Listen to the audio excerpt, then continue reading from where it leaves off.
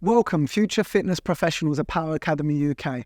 Today I'm going to walk you through a step-by-step on how to achieve a pass on your gym induction assessment process. Begin by introducing the exercise, explaining the proper form and what muscles it works. Step 2 is now the participant's turn. Now, one participant will either be on the machine or doing the exercise whilst you guide them with your teaching points to make sure they execute the workout correctly. Meanwhile, the other two participants will be standing and watching. Remember, each participant tries a different exercise or machine. They don't all have to demonstrate the same thing.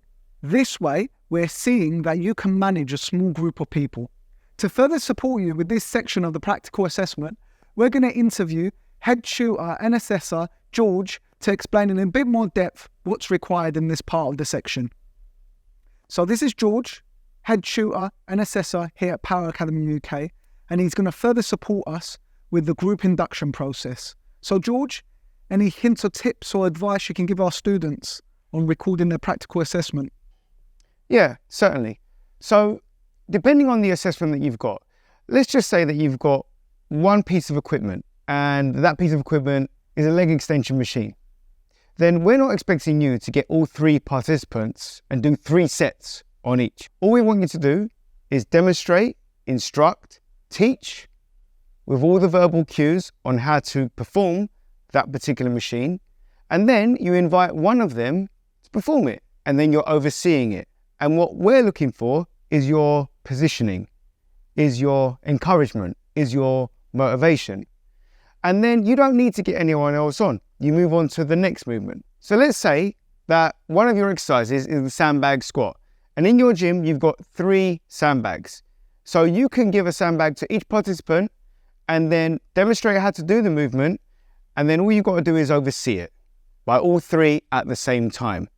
What this does is give us as assessors the trust and the understanding that you know how to instruct a group training session.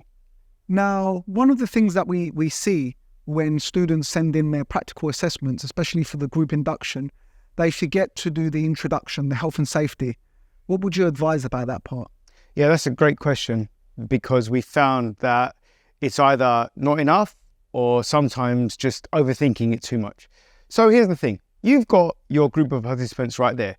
What you've got to do is just cover the basics, as in fire exits, any water fountaining, have you got your water, etc. And also any first aid kit as well.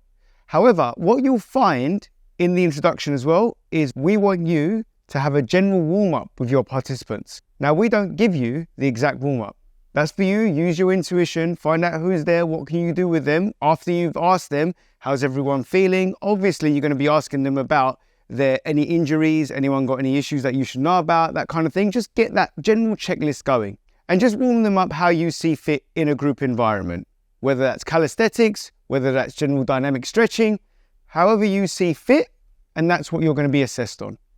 So George, one of the things that we do receive from students is videos where they've carried out the group induction part of the practical assessment, but they forget the health and safety and they forget the warm-up.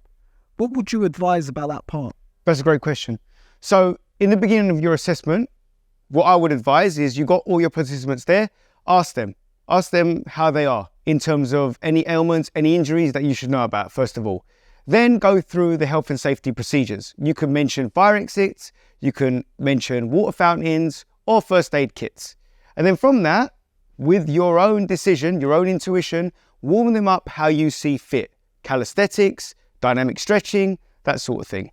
Now, one of the many questions that we do get is about how do I record the practical assessment? Do you want me to record the full 45 minutes to an hour? And I think this is where George comes in and he can explain a little bit more about how the recording should work and what we're looking for. So George, just if you can clarify to the students, how would you like the recording to be recorded? Or the assessment to be recorded, I should say. So ideally, we would like you to record what you have planned. Ideally. So let's just say we're going for the gym instructing observation assessment. You've already created a 45-minute to 1 hour plan. Now, what we advise you to do is go into your portal under Unit 6, and then you will find the assessor's checklists. And then read through those checklists. And if you are performing those competencies, then there is no problem. What we are looking for is your ability to teach, to instruct, to make sure they're safe. Don't forget, this is all about being safe and effective. So with that being said, we don't want you to hold the phone.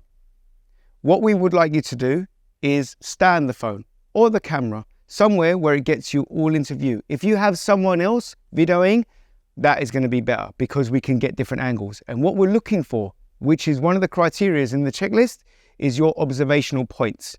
So that's kind of the most important thing for me, is to see where you're standing, how you're observing, how you're teaching, and also one of the most important things is voice. Project your voice. If you don't have a lapel mic, then I would advise that you invest in one.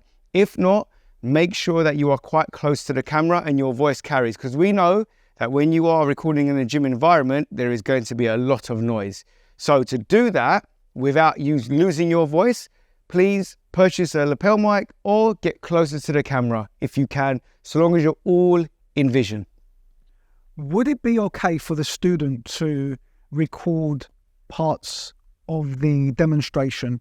So let's say if I've got a client on the treadmill, could I record myself demonstrating it and then the client being on the treadmill and me observing them, and then moving on to the next exercise, can I chop it and stop it there and set up again for the next exercise? Or would you like us would you like the students to be seen walking to the next piece of equipment?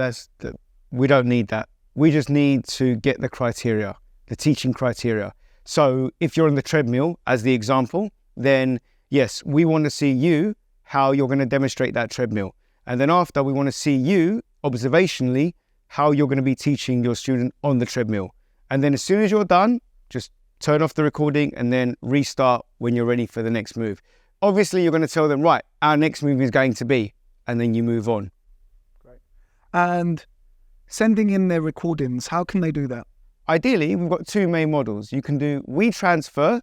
This is a free bit of software that allows you to extract large files, and you can send it over to us via email, or obviously WeTransfer, or you can give us a Dropbox link, which is probably the most convenient for all of our students. If you don't have a Dropbox account, it's free to set up.